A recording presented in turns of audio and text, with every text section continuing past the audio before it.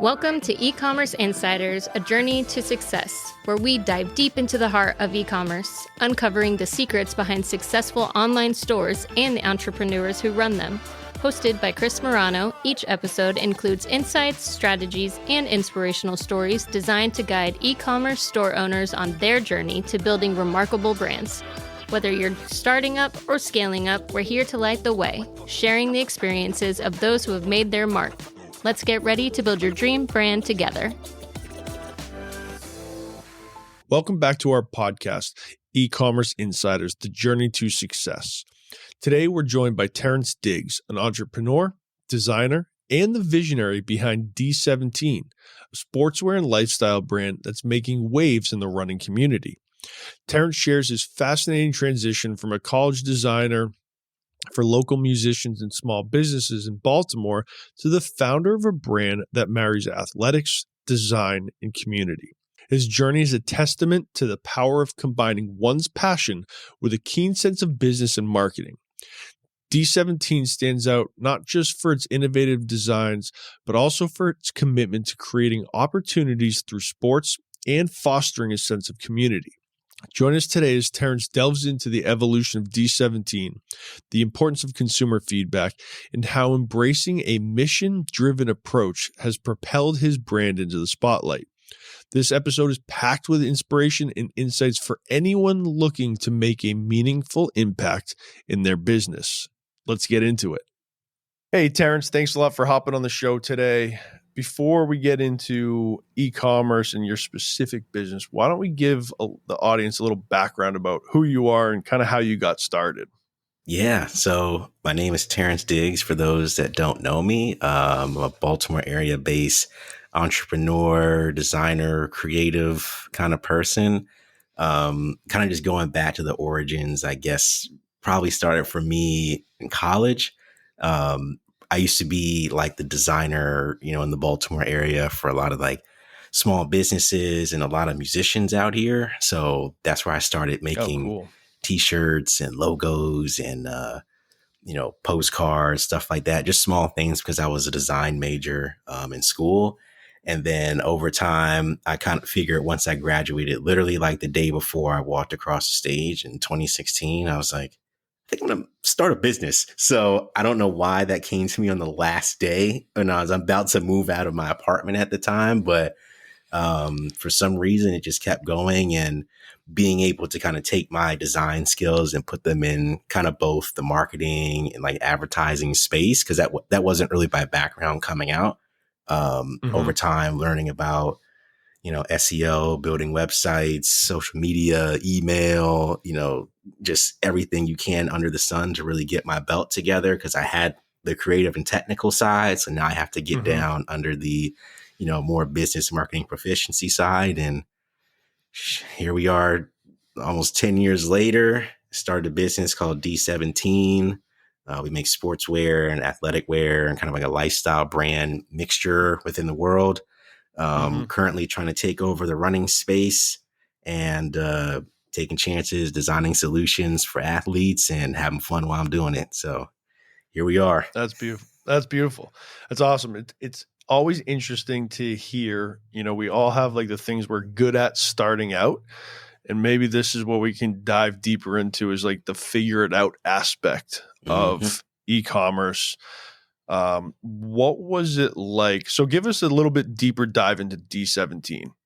Yeah. So D17, we live by the three principles of athletics, design, and community. So really that means is being able to create opportunity through sport. I was an athlete my entire life, really all the way from, elementary to college. I didn't get to play on the teams, which kind of stopped me, just, recruiting and tuitions and stuff like that, and not getting scholarships. So, I still actively played intramural stuff when I was in college and a little bit of club stuff as well.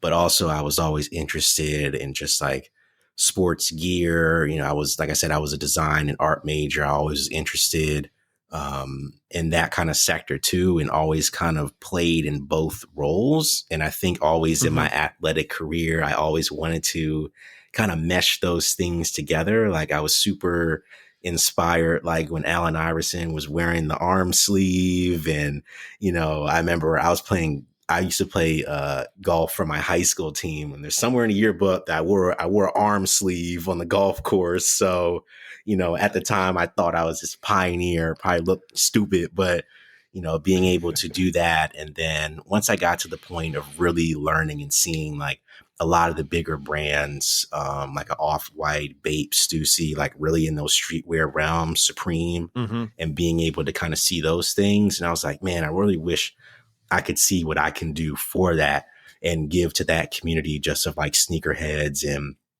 designers and a lot of those niche, subcultures that I kind of grew up with. And then over time, I got back into running, and then being able to be like, hey, how can I tie that now into the business, and taking all those passions that I've had, and they've all grown under D17. And now I'm obsessed with sports that I didn't even really was a fan of. And that's kind of where, our kind of ethos comes in, with bringing awareness to sports and how to get involved in them and how to participate, as well as being able to kind of bring shifts in the industry, especially like for running, especially for a lot of Black owned businesses, being able to kind of be that figure in forefront. But a lot of people don't really see that. Like I mentioned before, I kind of play both sides. Like, I'll do the designs for the shirts, but I'm also in the back end trying to figure out, what I can get out of SEMrush or my Google Search Console and stuff like that. Like, so a lot of times in going to my full-time entrepreneur journey, I've kind of picked that up from every, company that I've been with before, I was just the graphic designer, but I was like, hey, what is this Google Analytics thing? And how can I kind of attest that? And I'm the type of guy that I'm obsessed with data. And sometimes I'll even do designs based on the data and what I'm seeing on top of the trends, and, how that can really impact the business and kind of push us forward. And like I said, here we are. And I think still that inspiration is still seen today. And I'm glad it's able to show. And D17 is what came out of it. It's like my little brain birth child. Yeah, for sure. Hey, I can relate. I mean, I think when you have a passion for something to your core, it truly is like this. It's like an extension of yourself as you start to see it come to fruition. It's the same thing with my company, is like the passion behind it, the figure it out mentality, the grind it out. Interesting in my experience in working with the creative visionary types, to pair that with someone who also has a passion for analytics and data is a very interesting hybrid, in that I usually don't find that when we work with videographers and producers and different things for the creative side of the business. Generally, it's really that kind of big thinking, open-minded, less about the data and numbers. So it's interesting to hear you say that, like, that is a side passion of yours. How has that helped you to evolve on the business side of D17? I think it definitely helped, at least for one, really kind of identify, like we were talking about before the call, how can I turn it from, hey, I'm making t-shirts, to I'm now presenting a brand. And I feel like I'm going to tell this mini snippet until I'm done with my journey. But when I originally started the business, I kind of wanted to be this, kind of high-end clothing brand thing.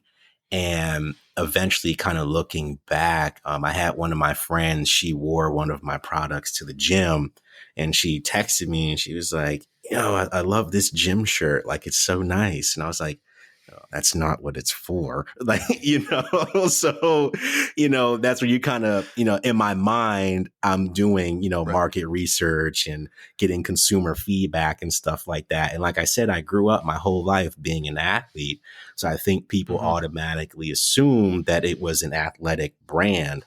So that's when I kind of started to look at the numbers and being like, hey, when I started posting my content, looking back in our social media software, being like, I'm getting more engagement on stuff that's necessarily, about athletics, or if I'm sponsoring a soccer team, or if I'm attending an event.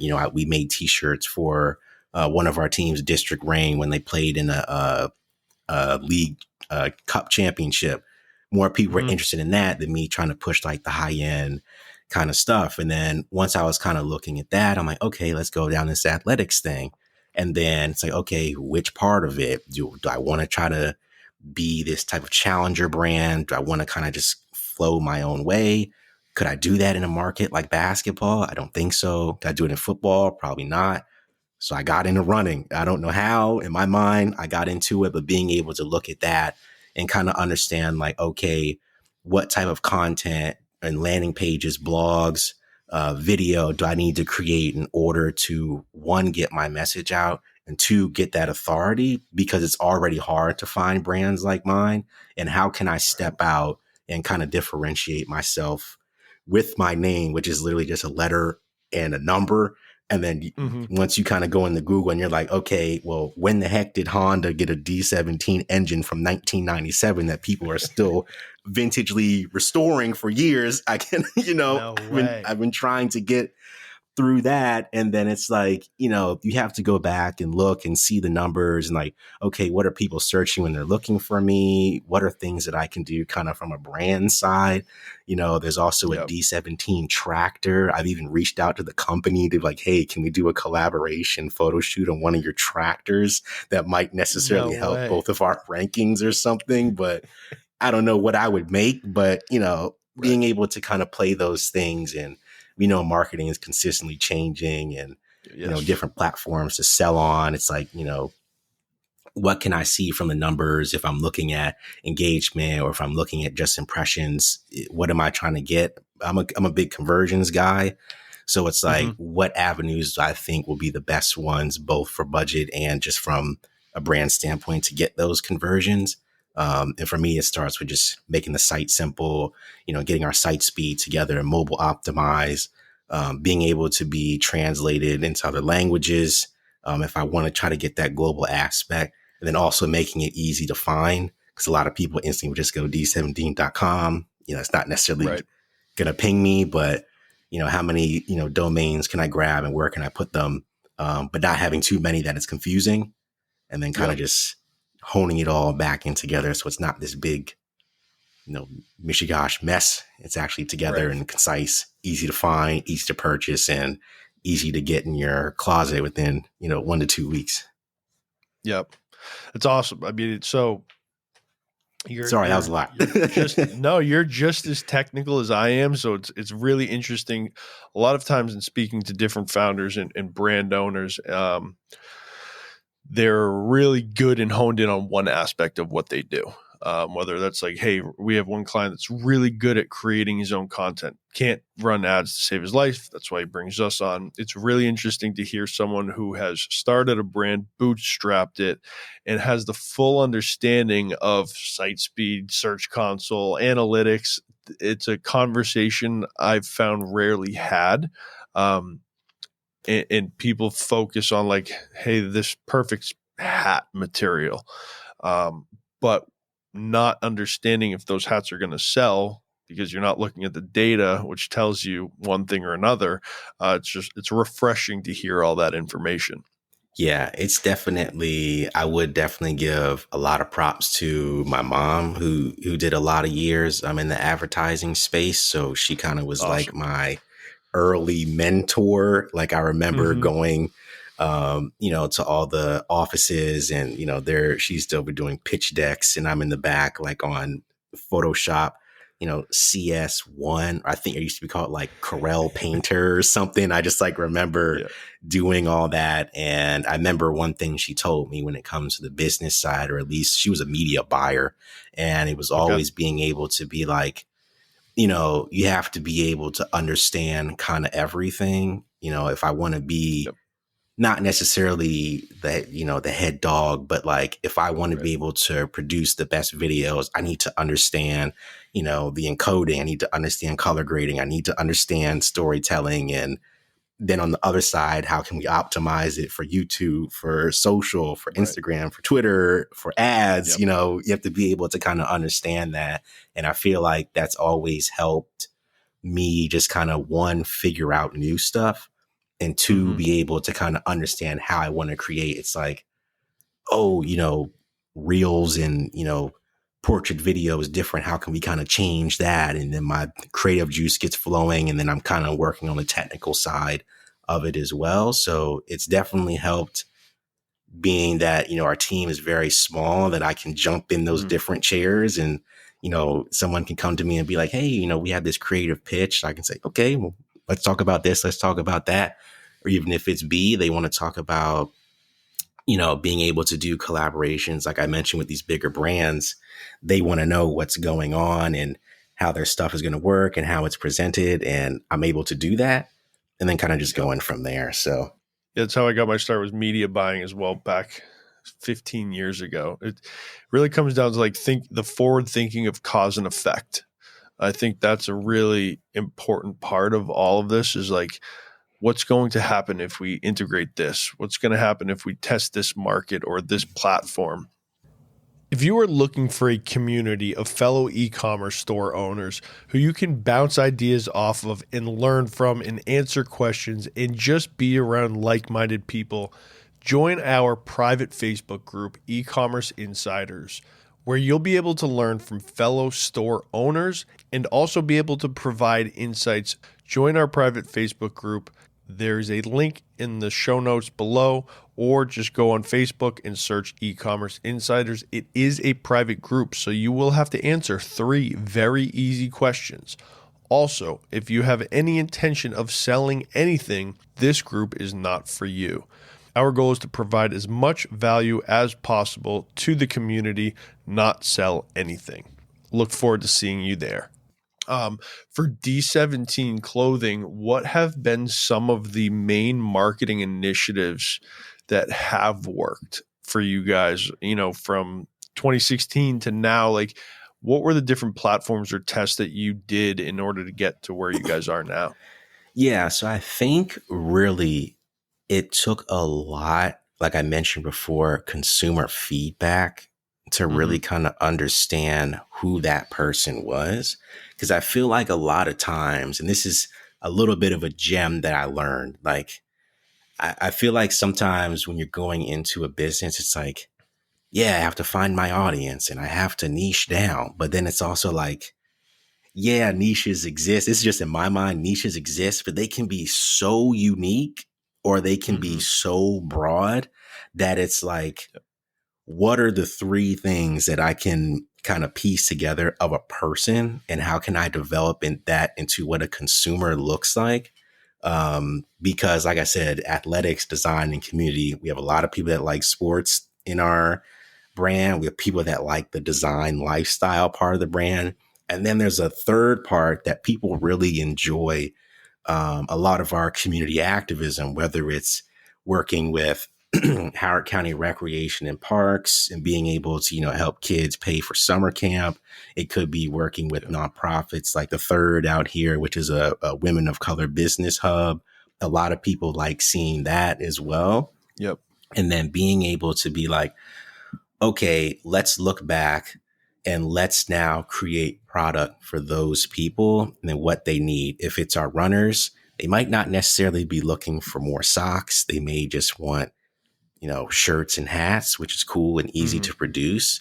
The lifestyle people, they kind of play in between the athletic and the design, and they just want lifestyle hoodies, which we're about to release. We brought back one of our like fan favorites from 4 years ago, and kind of revamped it. And before I even started the production process, I asked on Instagram, like, hey, do you guys want colors back? Do you guys want something new? They're like, nope, keep it the same. So I'm like, okay, great. You know, now I know how to go to my producer and say, hey, you know, let's run this with the same, you know, production to the tech pack that we did before and not touch it.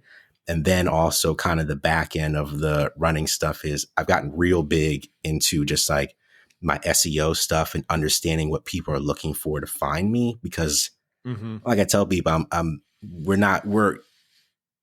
young, but we're in like a weird toddler adolescence age that Yep. it's how can we now use like blogs in our social media to kind of target those people that, yeah, we're creating opportunity through sport. And let's say it's with running. How are we able to get that information to them in a way that's accessible? And they're able to tie that back and think about us when it comes to making another purchase. Where are they going? Are they doing it mainly on the website? Are they doing it via, the shop app? Are they going on Instagram? And I know a lot of people are big on like the TikTok shop now. And I'm kind of like, Yep. Do I want to do that? Is it the right people I want to target? Are people going to get mad that are my loyal, consumers? We've been getting into email. So it's like, so many things. It's like, let's send the email before we do this. Let's do this before we do that. So now everything is kind of tactical and not just like, all right, schedule and go and just wait for the Shopify, dings to come in. Right. But really building. Which are some of the best sounds ever, though. They are the best. I did get the little ticker thing that it flips every time you get a sale. Yep. But yeah, really understanding those audience segments, those consumer segments, and getting that feedback and then turning that into products that people want. And then going from there, that's really been what I thought has worked, at least in the last, I can give it like 2 years, has really been really successful for us. It's so funny you talk about the niching down. We niched down, I don't know, 3 years ago, 4 years ago. And to your point, like they can be super specific or they can be super broad.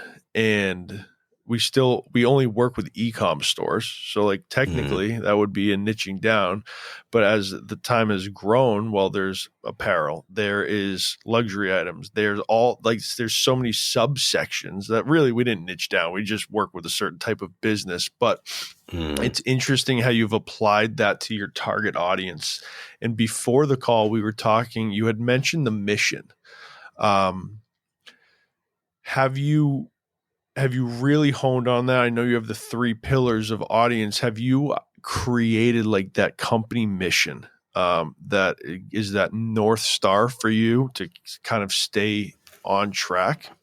Yeah. So it's not really like a public one, but it's more or less like still always creating opportunity through sport in ways that you feel like are going to change the world. That's usually what I kind of live by. And it's actually, I did a pair of collaboration socks with my friend Saba of a business called Rendered in Washington, D.C. Because I've always, like being in sports is funny because I'm watching the Giannis Antetokounmpo documentary. Like I've always remembered how these products have changed the world, whether it was, Michael Jordan coming out with the Jordan 1, D Brown pumping up his shoes before the dunk, being able to see Tiger in the Sunday red. Like it's crazy how these garments can really influence so much things and represent a people or represent a person. Or, one of the greatest compliments I get sometimes is somebody will wear one of my shirts from years ago and they're like, man, this is my favorite thing. Like I wear this every time, it's so worn, the graphic is hanging off, like they've kicked it to the dirt and it's still holding up and looks great. And being able to do that as well with our kind of opportunity through sports side. It's like, I've put on so many people to the sport of running in under a year. Like we started our run club here in Maryland. We went from 0 to 159 runners in a year, and then being able to kind of put them on to like, hey, this is the type of gear that we're making. It's not necessarily going to be some of the same stuff you're seeing. Like I like really crazy graphics. Like I like really loud things. I like really weird color schemes. And it's like, I don't think you would see that in other places, but I'm also doing it in a way that is bringing awareness to, runners of color, really runners of any experience level. This is not just a competitive thing, but we do compete though. Like we do actually go out and compete and participate in the major races. And I'm out there too running. So that's the fun part, but being able to kind of bring that. And I remember, and I'll kind of keep it short. I remember we went to a retailer event. They just had an anniversary event. And me and two of my teammates, we had our matching like D17 running jackets. But the thing about it is these colors are like, obviously we have, red and black, but we have purple, light blue, crimson, all these different things with this huge 3M that's like extremely massive on it in the front and the back. And this lady comes up to me and she goes, excuse me, what is D17 running? Like, I feel like she was a little bit offended by how loud this piece, I'm telling you, the back of it is huge with 3M. And really the kind of process behind it was, with Ahmaud Arbery, rest in peace, he passed away running in his neighborhood, and a lot of things with runners of colors, visibility on their garments. So I was like, it's exaggerated to the freaking, this looks like a freaking traffic cone. And, yeah, a lot of people, they don't see that part, but once they kind of get it, they're like, oh, I didn't know that. I didn't understand that. Right. And then when I'm talking to prospective runners, I'm like, hey, I'm going to back you with the information that, yeah, if you're going to start running, it's not going to be just pull up in a pair of Air Forces and start running. Then you can complain your ankles hurt. Like, no, we have partners that'll help you get the correct equipment. We'll take you through what it's like on the competitive side, because that's kind of the community aspect as well. Like, people, they want to wear the gear. We participate in the Baltimore Run Fest annually, and they want to understand, like, hey, this is going to be my goal for the end of the year. This is my fitness goal. I'm going to run this 5K. I'm going to run this 10K. And my friend John, he ran the full marathon last year in the rain. That was his thing. He stuck to it. He did it. He had his D17 running hat from like 4 years ago. He's like, yeah, no, this is my hat. This is my go-to. And I was like, all right, man, I did the 10K with my other friend John. And, we watched him truck through the streets of Baltimore in the rain with that hat. All he had was a tank top, shorts, and that hat on. And I was like, he felt some type of power and resilience in it. All the hours and miles that he's put in, it, touches more things in my process in the business that, he selected that to go and compete in that race. And I'm hoping to give that kind of feeling and awareness to other athletes, and hopefully across more sports. Right now, I'm just obsessed with soccer and running, and for some reason, pickleball right now. But, it's just ever changing, and I feel like it's so malleable, and, it has like a defined thing, but it doesn't. And then it kind of all will piece together one day. And then, I'll be a cool designer guy. I'll go hang with Pharrell and stuff. And, I'll just, catch me on Vogue or something. That's awesome. Hey, everyone needs their goals, right? The pie in the sky. Yeah. We all have one. That's awesome. It really sounds, and I commend you for the community side of it. It's really awesome to hear somebody with the passion around the community around them, not just about the selling of a product or selling of the best product they can make. And integrating that. It's pretty, that's always been, ever since I was in high school, we were always taught, like, this is like, you're going to be knowing these people for your entire life. And a lot of my friends now still, going into my 30s, I've known these guys since I was 15, playing sports with them. Now they're getting married and buying houses and having kids. And then now when I see the kids out here, I always, there's always that one kid on the blacktop, and I'm like, you can do other things, man. Like, you can have this goal, but you can try this stuff and try this. Cause when I was playing lacrosse, that was like where I had the number 17. I didn't start that until my junior year of high school. I didn't even know about the sport of lacrosse. That turned out being one of the better sports that I was in. I didn't start it until I was like 16. So I wish I kind of had that awareness earlier on. Even with the running, I wish I ran track freshman year, but I really didn't really know what I was doing. And I wish I kind of had that awareness early on. And I wish I had the cool stuff to wear with it. And even with my high school and even my college, like the community aspect, I know at Taos University, probably 2 years ago, I went up there and I gave out free shirts to all the students at the homecoming. I took 300 shirts, and I just was like, I was broke just like y'all. I want cool stuff. We're not, no disrespect to the family. We're not a University of Maryland. I'm not a Terp. I'm not a Duke Blue Devil. I don't have those we don't have those licensings. We get whatever is made. And so I said, you know what? I'm going to make something dope. I'm going to go up there. I'm going to give them out to the kids. And that was like the best thing I ever did. Like, I met so many people and made so many connections. And They're like, who made this? This is for free. I'm like, yeah, just show me your student ID and it's for you. I was a student just like you guys. I was up here doing stupid crap like y'all. I want a cool shirt to wear. And even 2 years later, I'm still getting, pictures and videos and people being like, when you coming back, man? When you coming back? And I'm like, I want y'all to know I'm here and I support y'all and I understand what you're going through. I understand from a student, from an athlete, from, working for the school, then being able to have those pieces and items to commemorate is just what I live for. And like I said, it was all free. I didn't care for the money. I was just like, I want y'all to have this. And you don't have to go to the dining hall tonight. You can go to Chipotle, keep your $20. Yeah. Like, it's cool. That's awesome. It's really, the community aspect is super important. I commend you for that. I mean, I remember college, right? You're broke. You're trying to figure it out. The whole what's next thing, and like any free swag is like the best day ever. Oh man. The amount of people that they're like, this is like the best free shit I ever freaking got. I'm like, yeah, no. Like, I still have all my free freaking shirts from college and being able to like see that light on their eyes. And plus we were able to, it was for the football game. And it's crazy. Like, the best form of marketing in my mind is word of mouth. And I remember it was during the football game. And I remember after the game, I got like 15 DMs from the football players. They're like, yo, are you the guy that made these shirts for the football team? I was like, yeah, weren't you playing a game this entire time? Like, yo, we need some, man. I'm like, I don't know who was talking where within the, the realm. And it's just crazy how quick the message moves. And then that's, at the business side, it's like, okay, how can we then up this, also make it more accessible? How can we work with the store maybe, or maybe a student organization? And even now we're planning for this year. Like I want Towson kids to do it. I want that, we can work NIL things. We can, build those kind of avenues for the athletes for when they get those other opportunities. I might be the first one.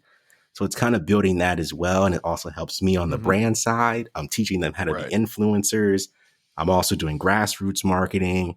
I'm also making sure I'm getting the content correct, working with the correct partners and manufacturers. And, I'll design it myself, just makes it easy. And boom, brand.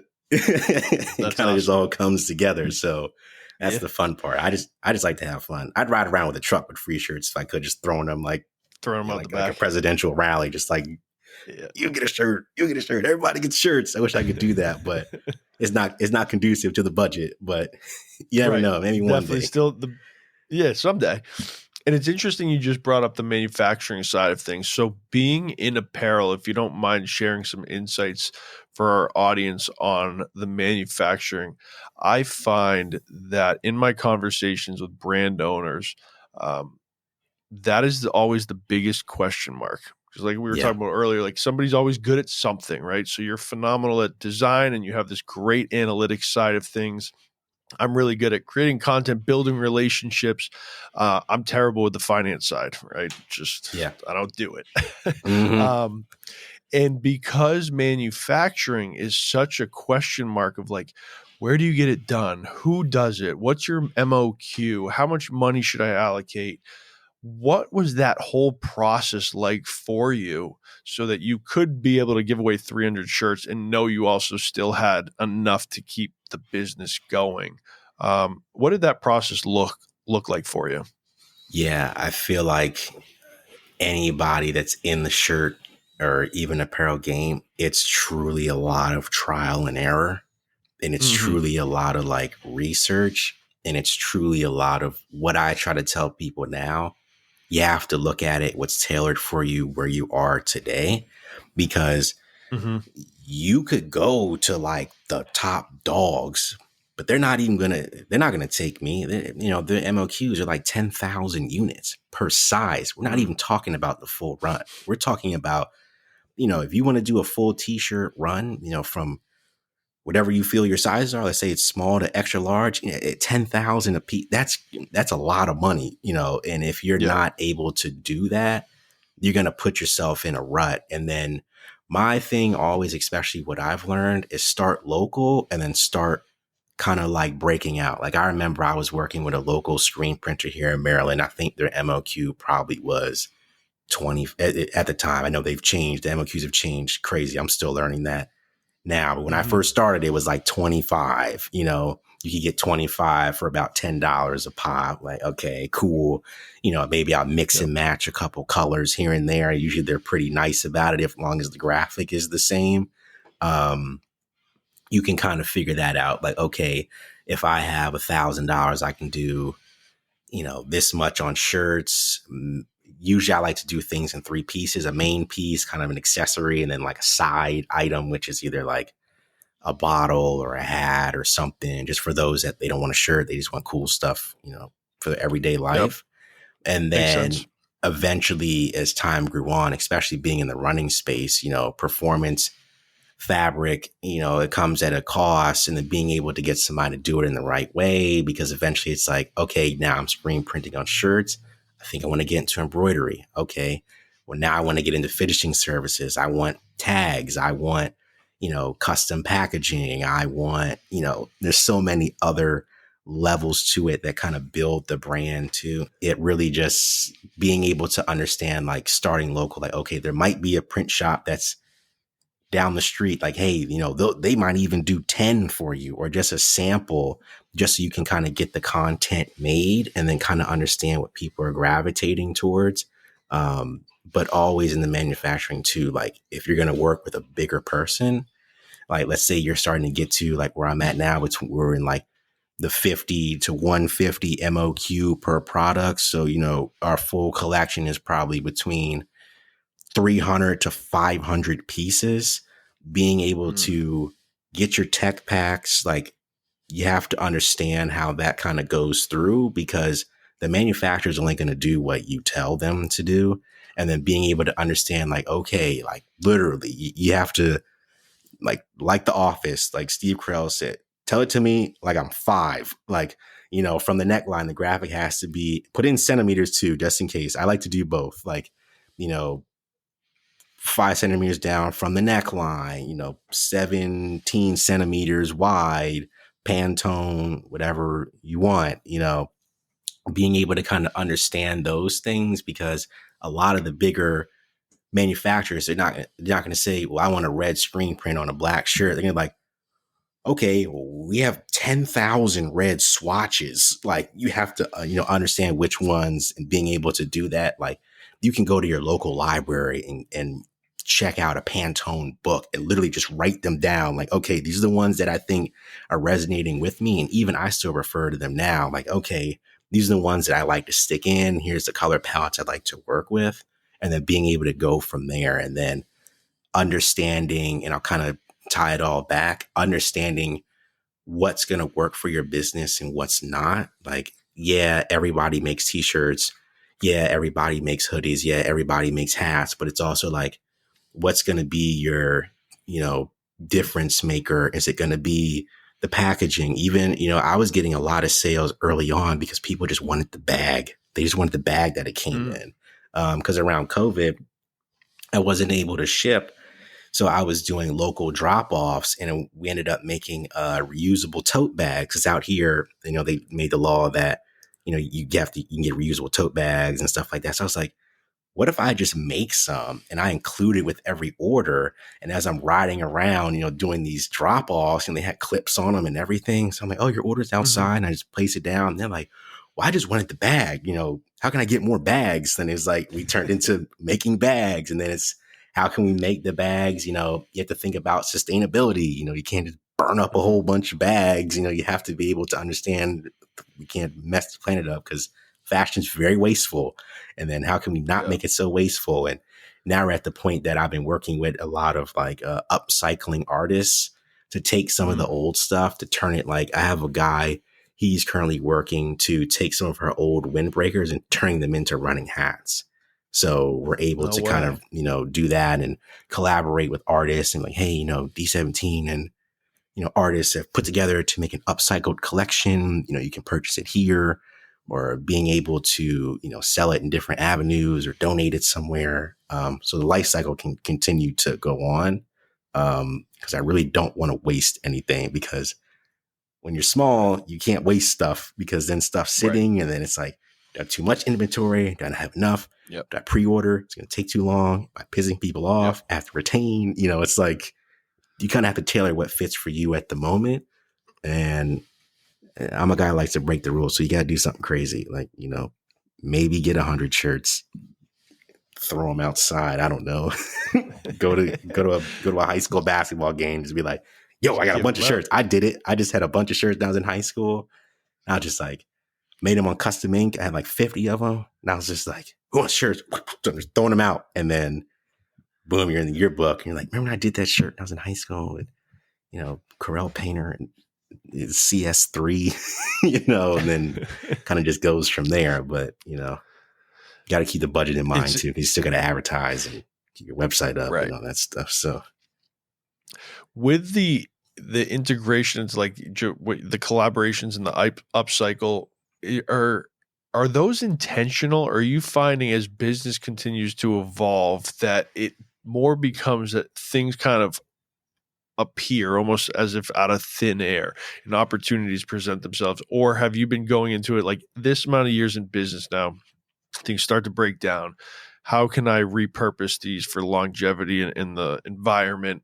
Are you intentional with it, or are these things just happening kind of naturally? I think it's kind of a mix of both.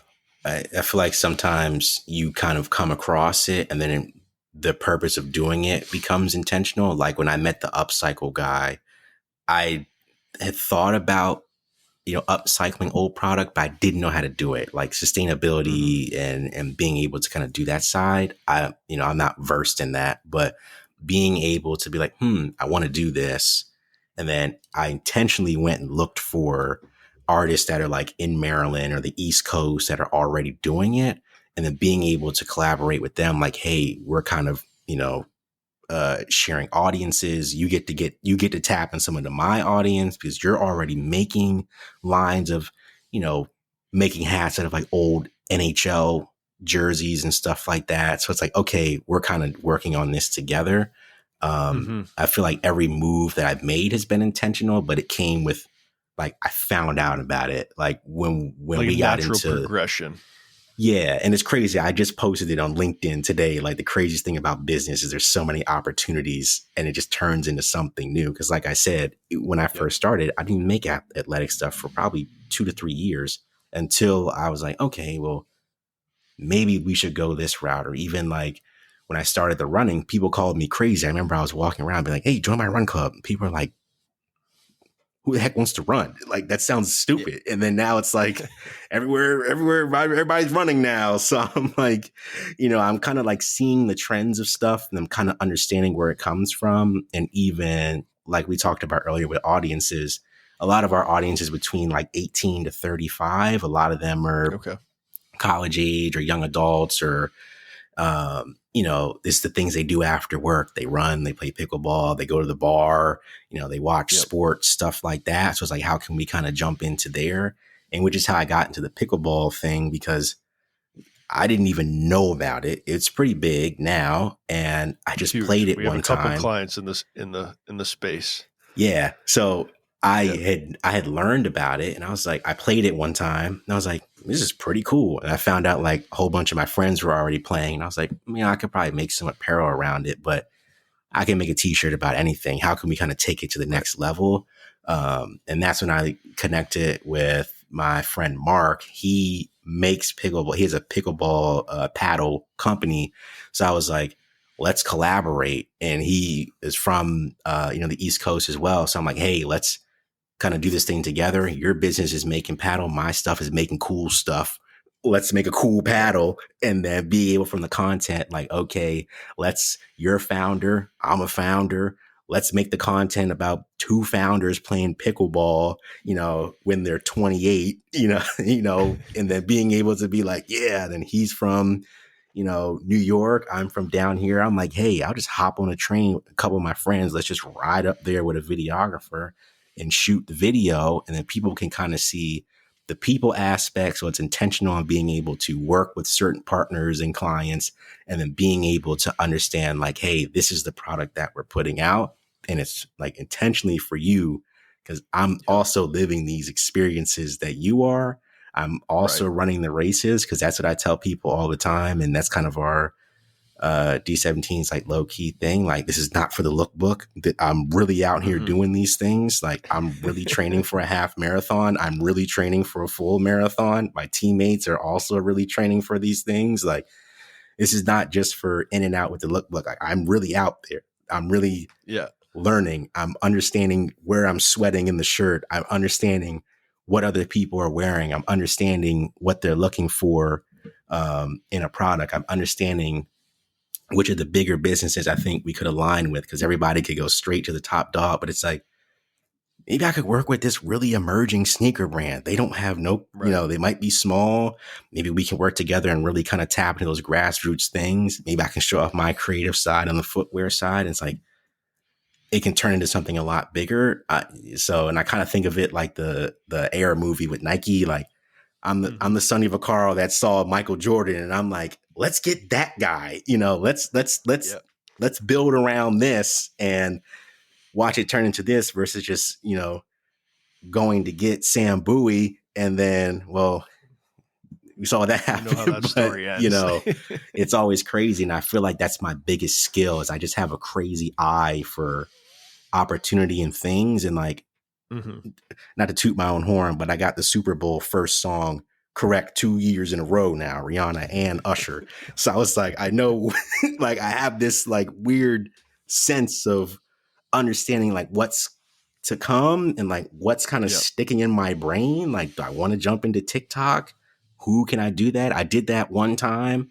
I saw my friend Yami. She was really starting on TikTok, kind of was getting a following. I sent her a hoodie. It turned into 26 million views overnight, and then I was like, and sometimes I'm not even surprised by it. I'm like, I kind of knew something was gonna click, but it just happened to click for her, and she just happened to be wearing my hoodie when it happened. So it's kind of like small stuff like that. I was on Complex Magazine.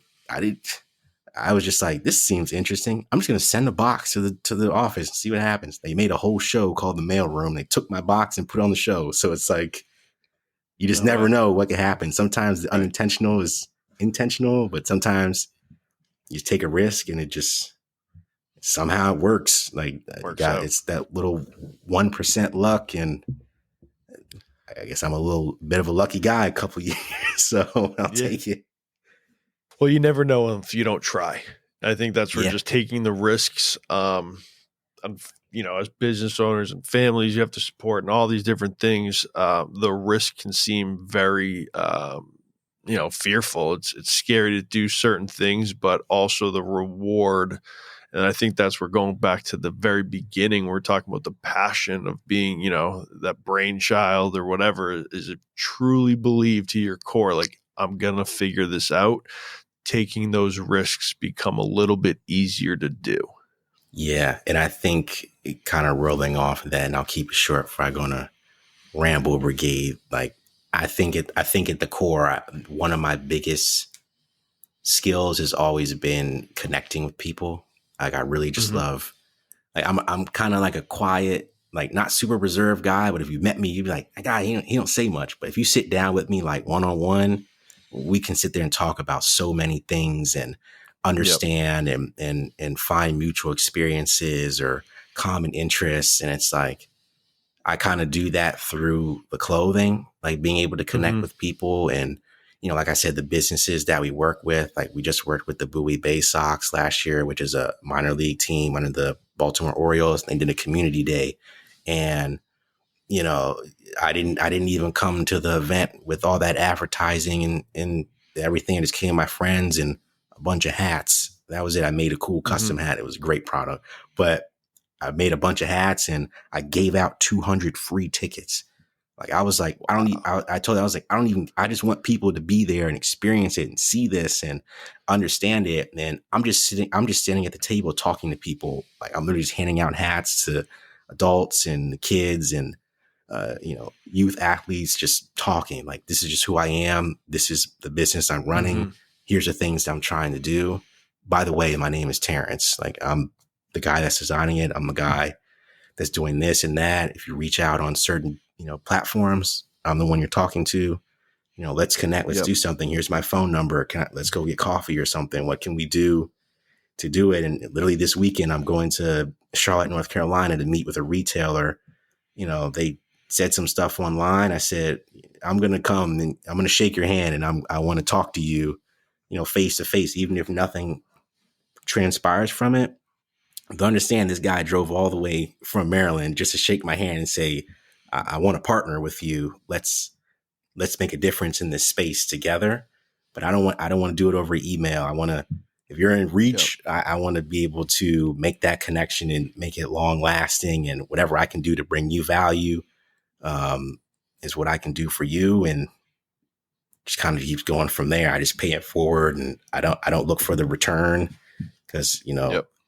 I'm fulfilled in my own life. I just want others to feel that same way too. Sorry if that sounded like amazing. Emotional and savvy, but no. I think there's so much value in that. We were talking in the beginning of this. The reason for this podcast is the value aspect. If others can learn through our experiences, that's it. Like, that's the great part about it. And content being produced and these different things and learning through others. I think there's just a lack of it now, as everyone sign up for my $1,000 course on how to build an apparel brand or a marketing. And you're just like, well, I can't, just help people figure it out. And I think that's the key to happiness in life. That's how it happens. A lot of, like I said, a lot of the stuff I get into is just like bumping into somebody. Like literally it's either from my other jobs, like even if it's just like, hey, what can I do for you? It doesn't even have to be clothing or design related. It's just like, how can I help you do something? Like one of my friends, she's a photographer, and when we wher working together, her name's Janelle, absolutely immaculate photographer. Even when she was going on set to shoot, I was like, I'm here to learn from you. I'll just set up the lights. Like, I just want to be able to understand, because I'm doing social media and you're creating the content that I'm posting. I want to see what your process is like and how you're doing it. She's a great friend and colleague. And like I said, I would go with her everywhere just to set the lights up or just hook the microphones up, just being able to kind of see that. And I feel like that kind of helps me when I was being a social media manager. Like, I have to be able to work with these people, and I have to work with e-com. I have to work with merchandising. I have to understand how I can elevate them, because we're all in the same common goal. And even when I was working in ASICS, like, we got to sell shirts and sneakers. So I need to understand how your job is working, to understand, what it's like when you're getting the merchandise. How can we make sure we're getting our UTM, tracking links correct? How can I make sure the content is presenting it well to turn into sales? Because at the end of the day, I got to sell something. And the more organic and easy I can do it, is just kind of just goes from there. And like I said, here I am almost 10 years later. I make some cool stuff, and I feel like every year it just keeps getting cooler. And I'm like, man, I got so many things, like even the thing for working with retailers and partners, and now I get to work with my favorite baseball organization in the freaking world. And I'm like, it's only up from here. And I'm just glad I'd be able to make the progress and just going from there. That's amazing. And so as we're wrapping up the episode, what are some of the things that you're looking forward to for the future for D17 Clothing? Oh, geez. Definitely working with like a bigger like footwear partner. I really want to be able to kind of stick with the brand. We don't make footwear, so I'd love to work with like, On Running or a Hoka or Asics or Under Armour, even a Nike or whoever fits our mantras the best, to kind of be like, hey, I've seen what they've done with Off-White and Pharrell and, Bape and Stussy and, all these brands. It's like, hey, let's really take that activation a step forward. Whether that is like an event about running or like helping kids or something like that.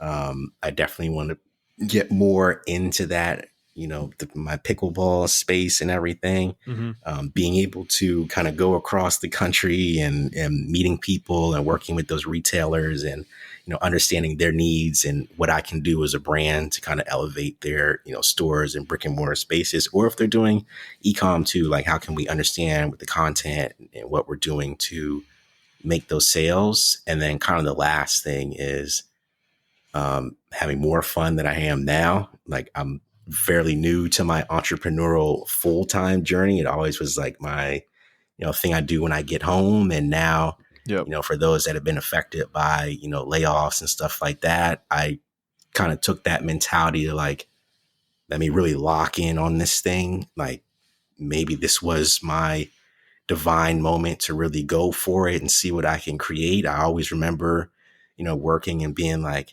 man, if I had more time to do this, I've got the time now. So I got to figure something out, or, if another opportunity pops up, I'll definitely consider, but, I'd love to keep having fun and keep running races, keep hanging out with my friends, keep making cool stuff. I hope there's a kid my main goal, I hope there's a kid that gets one of my free vintage pieces. And when he turns 40 or 50 and his or her kids are looking at stuff online and they're like, look at this. I swear my dad had this hat, when he was a kid. Boom. I tell all the kids all the time when I see them at the events, I'm like, you're going to thank me in like 30 years. I'm telling you, you're going to thank me because everything is just a big circle. And then boom, some resurgence, like some kid finds a hat or that kid turns into freaking, Taylor Swift or, Patrick Mahomes or, Aaron Judge turns into this thing. And it's like, yeah, my dad had this hat. And then, like I said, I'm a cool old guy at this point. It's just like, That's awesome. I have all the archive of stuff. And it's just like, I just want people to have that feeling when they find it. It's like, wow, this treasure has been sitting in my house. And, my parents got it at a minor league baseball game 40 years ago and it still holds up great, and being able to have that and having fun. And like you said, taking chances. And, I've gotten over my phase of blowing the budget because I can't do that anymore. But, growing the team. You realize the finances are very important. Yeah. At some point in time, you definitely, as a business owner, that transition takes place where you're like, I don't think I need the newest Sony camera anymore. Yeah. I've been more multi-purpose now. So I'm like, okay, maybe if I do get the camera, maybe I could just, take it with me when I go places and stuff, or, being able to still things with the budget too. Like, you got to advertise, you got to make the product, you got to tell stories. And I guess kind of a last thing, if I talk for the next hour and a half unsolicited, always just make sure that everything that you do is you're still having fun with it, and always make sure that you're doing it and you have to keep doing it. Cause a lot of people they just never start, taking that first step and kind of just going, you'll get there if you keep the persistence. I tell people, go watch the pilot episode of your favorite show. It probably sucked. Yep. But it could turn into something great. Like a lot of people have seen the pilot episode of The Simpsons. I think Bart had like 4 things on his head and the animation was terrible. Now it's like the music parts with this stuff now, Yep. You just got to start and keep it going and work lean. If you can elevate the revenue and stuff, kind of expand out slightly. I try to put everything back in the business and go from there. Just keep having fun. Yeah. Like I said, here we are. I think it's great advice. Yeah. I hope someone finds it great. Yeah. And the key to it is to start. I think if you have that fantastic idea or you have that thing that in your core, that brainchild, is the key is to starting. And there's a bunch of different ways to start, but it's the key is to start, and then the consistency and persistent that is key, because some days it's not easy, but it's there's definitely ups and downs. Like there's days I'm like, whew, this is nothing, and there's days I'm like, damn, I miss my job. Like, excuse my language, but it's like, oh, geez, it's been like 2 weeks. I haven't sold one thing. It's like, it's so up and down. It's like, man, I sold a lot, still haven't sold. Holy crap, it's the Baltimore Orioles. Oh, didn't sell nothing. I sold too much. I need more stuff. We need more money. It's just like, you have to be on the ride. It's like building a plane, you're flying it too, and learning how to fly a plane at the same time. But as long as you can get analogy. It's like, then it's just so much, and then but it's so fun at the same time. It's like you kind of have to be a little bit crazy to do this. It's like definitely there's some craziness about it.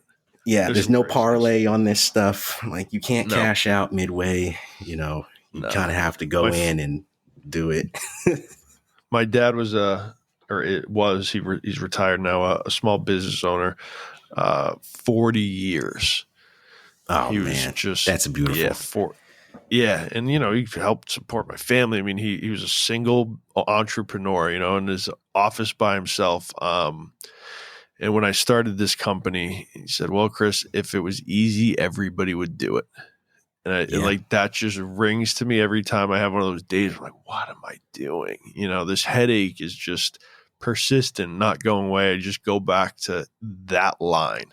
If it was easy, everybody would do it. And that goes back to we all have to be a little crazy to do this. Yeah. And, it's like the great Phil Knight said, you gotta be a shoe dog, and, somebody has to be able to get that purple Porsche that he wanted. He had to be the guy, Bill Bowerman, and make the handshake and make a shoe based on a waffle. But you just got to go and don't look back. It's worth it. Yeah, it's worth it. It's definitely worth it. And here we are talking e-com and helping people and spreading the word. And I'm thankful for you, for your platform, being able to help people and doing that. And, hopefully I brought you some value today. Absolutely. As always, a great conversation, Terrance. Thank you very much for coming on the show. Really appreciate it, man. The story's fantastic. The mission, the values, trying to help the community thing is it's awesome, because a lot of times e-com brands, there's just no face. It's just you're selling a product to a person. Whereas how you've integrated the community into it and just your fate, that's really awesome. It's inspiring, and I appreciate you coming on the show today. Thank you. I appreciate it. And like I said, if anybody wants to reach out or, I'm happy to where chat. Can people find you? Just D17 Terrance on all platforms, and just D17 Clothing on all platforms. My DMs are open. If you want to talk about the episode, cool. If you want to talk about sneakers, cool. I don't care. I just like talking to people. So, or come watch me stream. Definitely go check out D17Clothing.com. If you're a runner, pick up some gear, or pickleball, or pickleball. We'll have to catch up on pickleball later. Heck yeah, come play with your boy. I don't even know the rules. I just like hearing the dink noise, but I just feel like I'm freaking Roger Federer every time. It's like, it's not that, but you never know. I love it. That's awesome. Terrance, thank you very much for coming on the show, and another great episode. Thank you. I appreciate it.